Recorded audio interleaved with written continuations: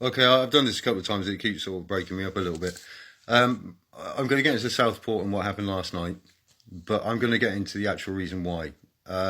Obviously, we all know George Floyd, exactly the same circumstances, a career criminal who had a fentanyl overdose. Just like to point that out, had nothing to do with the police in the end. Now, I was going to go through all the DEI policy that was brought in because of George Floyd. I cannot believe this. A man thousands of miles away, and this was brought in, this policing policies. Now, I was going to go through all that, but it was all summed up in one paragraph. Now, Henry Novak was a good human being. He did everything that society asked him to do. He got good grades at school. He went to university. He was attempting to become an accountant and then go on and become a good net contributor and a good human being in this country. But let's just get into this because the National Police Chief Council, now this really does sum it up. We are committed to racial equality means producing an outcome more of ethnic groups by responding to individual and communities according to their specific needs, understanding these can be racialized. It does not mean treating everyone the same. Listen to that. It does not mean treating everyone the same. You treat everybody the same regardless of their faith, regardless of colour. That is the whole point of equality. Now let's go through a few things because we've had obviously the Maccabee fans banned because a certain community didn't want them and said they would kick off. They threatened. So, straight away, the police made up a load of bullshit and they banned them. We've had Southport, obviously with Southport, Axel Ruda was flagged by his headmistress at school, and she was told that she was racially profiling the individual because he was black. You had the individual that wasn't sectioned when he should have been sectioned that went straight back out and killed murdered three people because he was black. You have the Manchester airport incident, which everybody could see. Police were violently attacked, and yet they got off. You have the grooming gangs. It was police. They wanted community cohesion because that was more important than a 13-year-old girl going through the most horrific things. You have shorter sentences based on race. You have shorter sentences based on ethnicity and religion. You also have employment bias on race. You have promotion bias on race. You have university bias on race. People are going into universities primarily based upon the colour of their skin and not based on their grades. You have the employment bias is due, well, Jesus, where do you want me to start? We have the nurses that took the NHS to court because they were refused to go on courses because of the colour of their skin. You have 3 police officers who were white heterosexuals. They took the police force to court, and they won for the simple reason that they were not promoted based on the fact of the colour of their skin. You have illegal migrants coming in every day across the channel, getting food and board, which most of us would dream of right now because we can't afford to fucking live because we're overtaxed.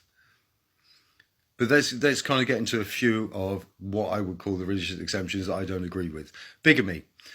I can go and marry somebody in Pakistan. I marry 6 people in Pakistan, come back to this country, and legally they are my wives. That, I shit you not. Legally, they all get a house. Legally, they all get benefits, including the father.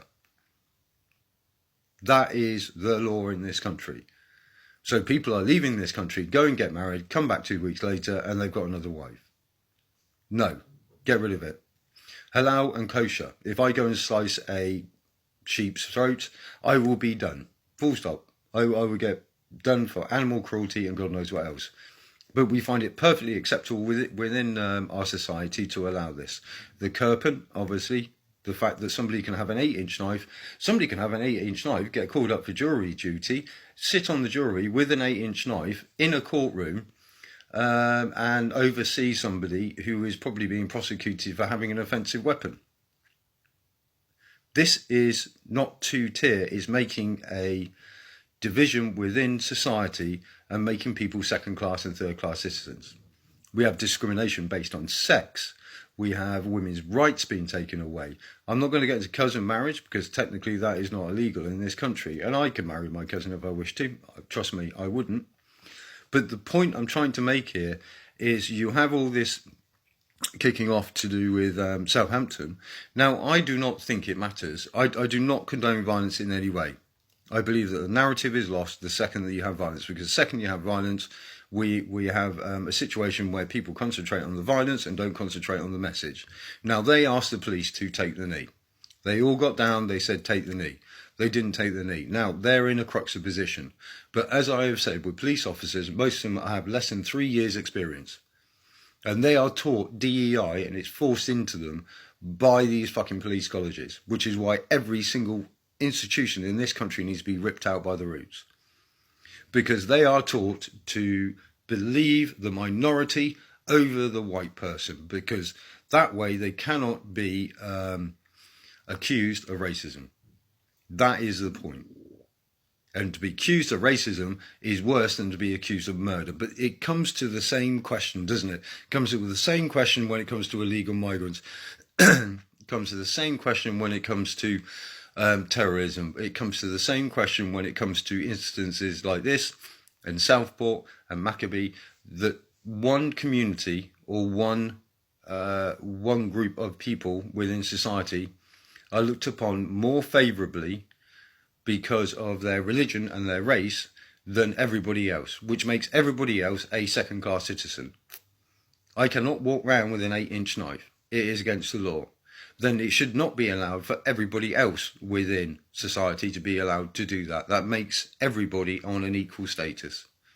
And before somebody goes on about racism and everything else, I've never in my life met a bad Sikh. I've never in my life met a bad Hindu or a bad Jewish person to a certain extent. But the point being is, this is an exception to the rule. So you've had one exception to the rule. The other two instances of a curb pound being used in this country were in self-defence. And I know it's an exception to the rule, but the point is, it also illustrates the fact that people are able to do something that legally the rest of the country are unable to do. I do not believe that anybody should have any other rights in this country than is already laid out. If you want to have a curb ban, then it means that every individual in this country, no matter what their religion or what their race, can carry a fucking knife. If you want to eat halal meat, it means that everybody should have to eat halal meat. I do not agree with halal meat. The Veterinary Association does not agree with halal meat. Animal Rights does not agree with halal meat. The RSPCA does not agree with halal meat, and says that it is cruel, and it is cruel. I've seen it for myself. But the point being is, you can't have one rule for one and one rule for another. If I go in my back garden and I produce halal meat, I will be banged up. Big fines, whatever else. But if somebody else does that, of the Muslim faith or of the Jewish faith, and produces halal or kosher, they will not, because they have a religious exemption. You cannot have one rule for one rule for another.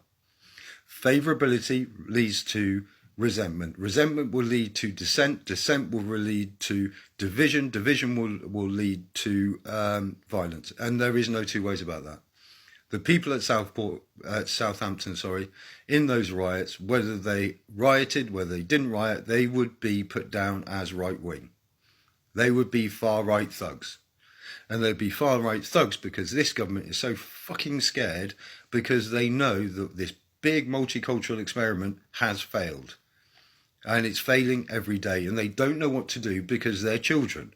So the only way they can react is not actually admitting it and putting their hands up. The only way they can react is like children and get harsher and harsher and harsher. More laws, more freedom of speech, more everything. This country now, by what happened to Henry Novak, proves, and it's proved many, many, many, many times now, that people who are British citizens in this country are considered to be second-class citizens. We have systemic white racism within every institution of this country. That is what this proves. I'm not going to get into the police. I'm not going to get into everything else. But this is why this is a moment where this can't uh, this can't end. It just can't. I've seen the pattern.